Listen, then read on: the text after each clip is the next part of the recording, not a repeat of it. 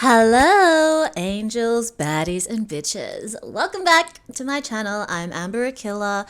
I hope everyone is doing well. Thank you for supporting the channel. Follow me on Instagram, TikTok, Spotify, SoundCloud, Xiaohongshu. I'm a DJ, a concept, an insane person. You know the drill.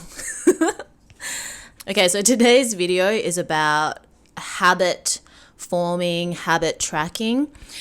I am not someone that has a very structured way of thinking. I have a really weird relationship with time, I feel, and I don't consider myself an organized person. My personality type is INFP for reference. So I feel like I think in more abstract terms, and I think when I was younger, I didn't want any restrictions. I thought that having habits or having a ritual was going to be limiting to me in some way because I'm so creative and I'm just an artist and I need to be free.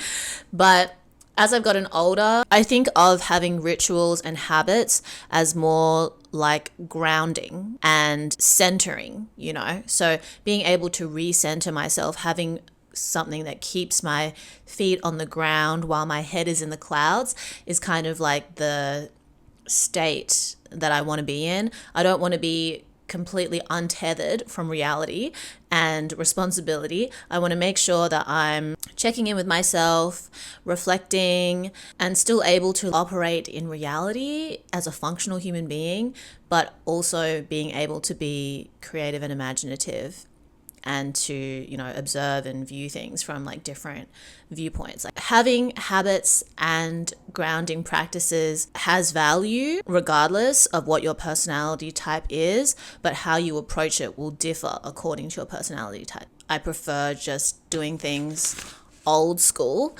and I think between 2020 and 2022, I was really focused on trying to rewire my brain, basically, because I hit this mental, emotional, spiritual rock bottom in the ways that I was unfortunate that I wasn't able to work on all the projects that I had planned over that time, and I didn't feel that inspired professionally. All that time and space that I had allowed me to really work on personal practices that have since facilitated and really helped me and supported me in my professional life after that period. I'm just going to share with you things that are tried and tested for me, and then some things that I'm going to start trialing over the next month maybe, and we can reconvene and do a vibe check at a later date. So I want people to let me know what kind of habits they're going to implement in the comments, and then let's update each other in a month or so. Okay. I think a book that really helped is Atomic Habits by James Clear. Obviously, I think a lot of people have heard of this book. I haven't reread it recently, but I'm just going to tell you off the dome the things that really resonated with me from that book and have helped me personally. Like I say, it's not about being more like me, it's about being more yourself. These are the things that helped me be more myself. Maybe if you listen to these things, it will inform you on how you can be more yourself, and you can find and tailor your own sort of approach to habits and having grounding practices. When you give yourself the space to sort of define it and experiment for yourself, then you're more likely to stick to it. If you think that I'm going to give you this structure and you just have to do it the way that I've done it, then things that don't really align with you, that you don't really relate to, might get in the way of you being able to adapt it to your needs. Anyway, let's just get into it. Number one is 1% improvement is better than 0% improvement. So oftentimes when we realize that we want to make a change in our lives, we're thinking, okay, I'm going to change all of these things. Tomorrow, I'm going to change my diet, my sleep habits, my productivity, my exercise, etc. So we're going from 0 change to 80% change, and you can get really overwhelmed really quickly. So just think that 1% difference, 0.0001% difference a day is better than nothing. Okay, so use that to motivate yourself. And there's nothing wrong with you when you get overwhelmed, that you're not able to just change all your habits in a day just because you mentally want to. Your brain has been wired a certain way, and you are the sum of your habits. And the longer that you've had certain habits, the harder it is going to be to break, the more resistance there is going to be, because your brain synapses are connected together with a stronger bond than if you just started doing something and now you're trying to stop yourself. So 1% improvement is better than 0% improvement. There's that exponential curve or whatever that's compounding 1% on 1% on 1%. I'm going to use this visualization / analogy for your brain, which is thinking of it as a garden. Okay, your life is like a garden. When you are not yet aware of the impact of your habits on who you are, whether that's your thinking patterns, your physical habits, your spending habits, whatever, you are just kind of like gardening your mind on autopilot. You just water things a certain way, you plant things a certain way, you do or don't consider fertilizer. Realizing that you want to make changes is now you're awake. Oh shit, I've been watering this the wrong way. I could have been focusing more on the soil quality here. I need to be more mindful of the distance with which I plant things, like whatever. Okay, use whatever gardening analogies you can. 1% improvement is better than 0% improvement. So just making a little change to this one area is going to help it grow in a more efficient way than trying to spread yourself across the whole garden and change everything in one day and keep doing that every day. Just take it step by step. It's going to be okay. Be patient. The next thing is that it's better to replace a habit that you want to get rid of with another habit than trying to eliminate that temptation altogether. So for example, if you're trying to quit smoking, every time you have the urge to pick up a cigarette, think of something else that you can do instead of that. So you notice that you have the urge to do it, and then you replace it with another habit. Maybe it's having a glass of water. Maybe it's writing something in your notes. What am I trying to run from when I am reaching for a cigarette? Instead of reaching for junk food, you make sure you have lots of fresh fruits and vegetables available to you that you can snack on instead of the junk food. And also removing the temptation from your life. So if you are trying to limit junk food, stop buying junk food and buy more fruits and vegetables instead. Sometimes it's like weaning yourself off rather than a cold turkey cut. Like each person is going to be different in their approach. So for some people, instead of smoking a packet a day, you cut yourself down to half a packet first for a week, and then you cut it down again, and then you cut it down again. Other people, it might be, okay, I'm just going to cut altogether.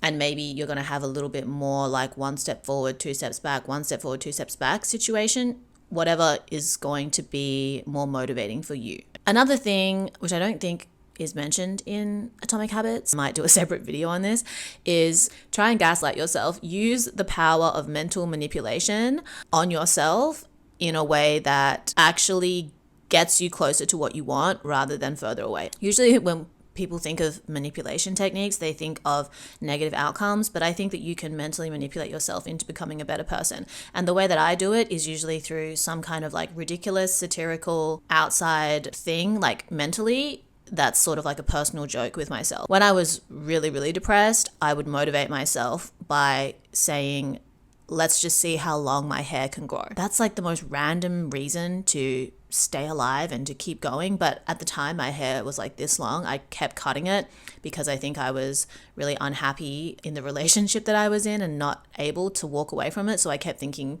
on a subconscious level, if I keep cutting my hair, somehow that's going to change the situation that I'm in. Obviously it's not. And then my life turned to shit. I was like, you know what? Let's just see how long your hair can grow. And now look at my hair. So anytime I'd feel unmotivated, I'd be like, just keep going because you want to see how long your hair can grow. And you can think of whatever random thing that is going to resonate with you.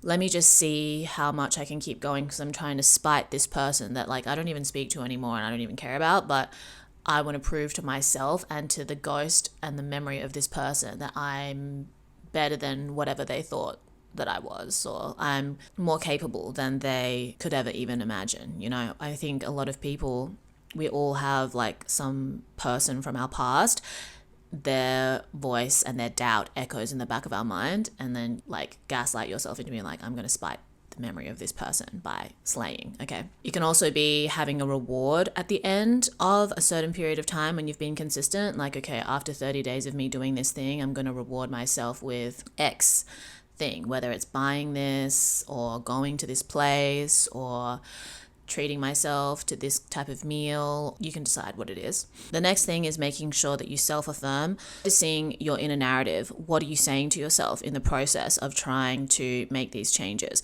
Just because it's difficult doesn't mean you have to shame yourself. So being able to say, this is tough, but I'm doing my best. Every day I'm slaying. Every attempt is a slay in and of itself. You're doing great, sweetie.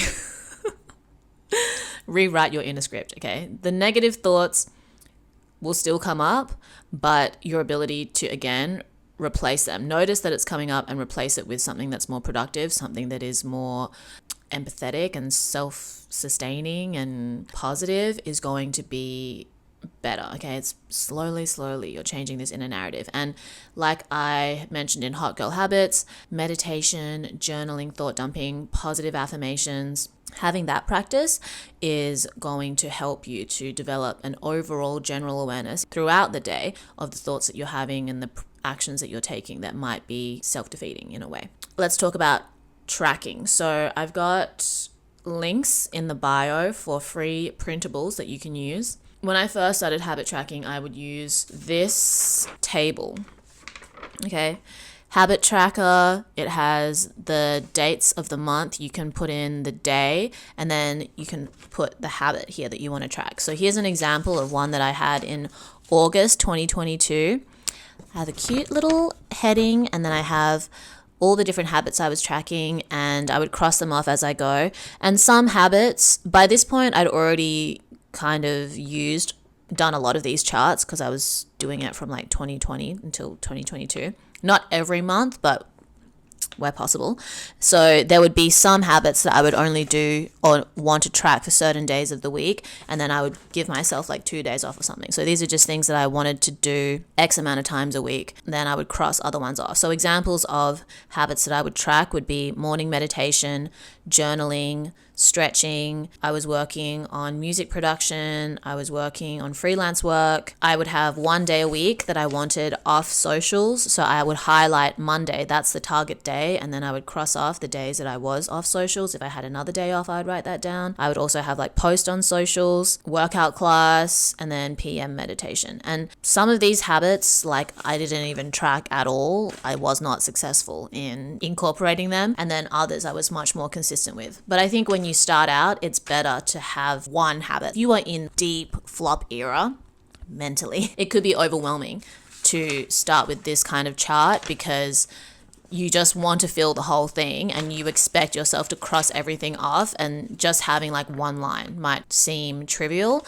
So I created this like 30-day slay chart instead. So you can just have one goal or habit, your start date, and then the reward you're going to give yourself. So over the next month, you can cross off 1 day at a time. I think this is a good starting point if you're like really mentally unwell and you just want to begin the paradigm shift. Okay, so there's that. And then the last chart is Slay Bingo. So this is like having goals. Once you achieve them, you can cross them off. I've never done this before, so I'm going to try this over the next few months maybe and see how I go. Mood boarding, vision boarding as well, I think will help. So get real with yourself about where you currently are at and then create a vision board of where you want to be. And maybe you can have one overall vision board for the life that you're really working towards. And then you can also have a short-term vision board for things that you really want to focus on in the meantime, just so that you don't get so overwhelmed with like the cognitive dissonance or the gap between where you're at now and where you feel like you need to go. That reality that you want exists now. You just have to draw it towards you. But yeah, when you're tracking, remember that you want to try to do every day. You can have 1 day where you fall off, but the next day you have to pick yourself up again, okay? So if you're trying to incorporate meditation into your morning practice, you want to try to do it as many consecutive days as you can. If you have 1 day where you don't do it, make sure you get back on it the next day or find some way to make up for it. You didn't do it in the morning, maybe you set aside time and do it in the evening instead or in the afternoon. Try to make sure that you're doing it as consistently as possible. This is the way to create new connections in your brain wiring. You can set a date in the near future where you do a proper reflection and inventory on the progress that you've made. Obviously, tracking is important, but don't feel like you need to be constantly aware of the progress that you're making. You know, like, is it working? Is it working? Is it working? Is it working? It takes like 6 to 8 weeks or something for you to break a habit and form a habit. So put a date in your diary where you're like, okay, in 1.5 months or in 1 month, that's when I'm really going to look at how I feel and reflect on the change between where I'm at now and where I was a month ago. And you can have a journal entry for the beginning, write an intention for why you are trying to work on this habit, what you are hoping you will get out of it, how you are currently feeling, how you want to feel. And then in a month's time, write how you're feeling, how it's been over the last month, what difficulties you faced, blah, blah, blah, how proud you are of yourself of getting through it. And then look back at the beginning of the month and see what the difference is. Placing a date later, then I can really check how I'm doing, okay? Rather than every day changing it. When you plant a seed, you don't dig it up and check if it's growing anything every day, okay? You plant the seed, you water it, you look after it, and you give it the time and space and the nurturing required for it to grow into the beautiful flower, the beautiful bloom that you're waiting for. So don't feel like it has to be everyday progress check. You want to be tracking every day, but you don't want to be creating anxiety around how much progress you're making, especially when it comes to hot girl habits, things like meditation and journaling. The impact on your life can't really be quantified, but you will feel very subtle shifts in the way that you relate to yourself, relate to others, the way that you emotionally process, the way that you observe your thoughts and your feelings. That will start to shift over time as you develop consistency with those habits. It's not like, so how is my life different today because I meditated, you know?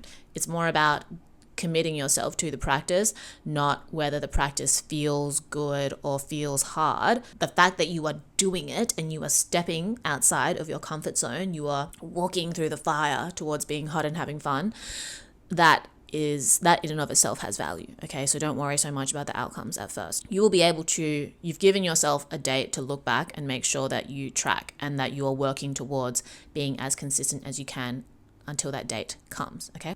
And yeah, just mentioning again, don't try to overhaul your life in one day. It can seem like, oh, because I can think of it, I can just do it. But depersonalizing the fact that your brain is wired a certain way, it's not a reflection on your value or your capability, that you weren't able to ideate your ideal life today and not wake up and do it tomorrow. There is time and effort required and discomfort and slays and flops in the process. Yeah, once you wake up and you realize that your garden is not in the state that you want it to be, you can't just pull out all the weeds, plant a bunch of new seeds, water it, and then tomorrow your garden is different, okay? Nature needs to take its course. And I think that because we're so chronically online and we're so used to having things happen at this like almost unnatural speed, now we expect our reality to reflect that. So having time offline, touching grass, going outside, having a plant in the process of you trying to form new habits is going to remind you that there is a natural order, there is processes, there is patience that is required for change and growth.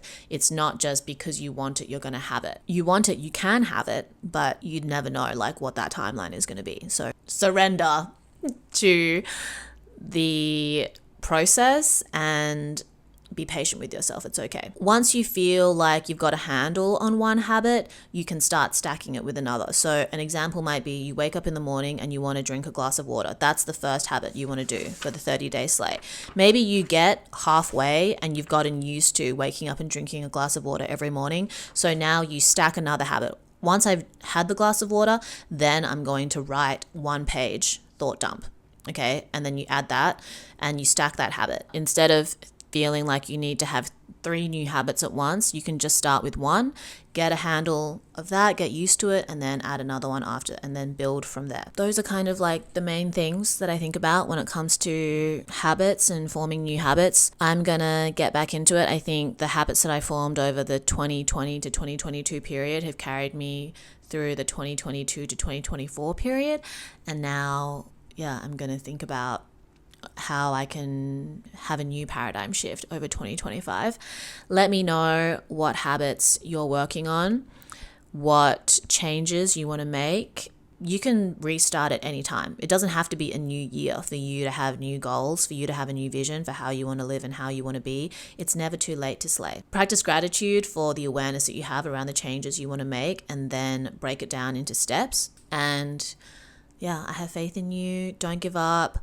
I have a very chaotic mind, and I managed to create habits around grounding practices that ensure I'm stable with a side of crazy, not crazy with a side of stable. You know what I mean? So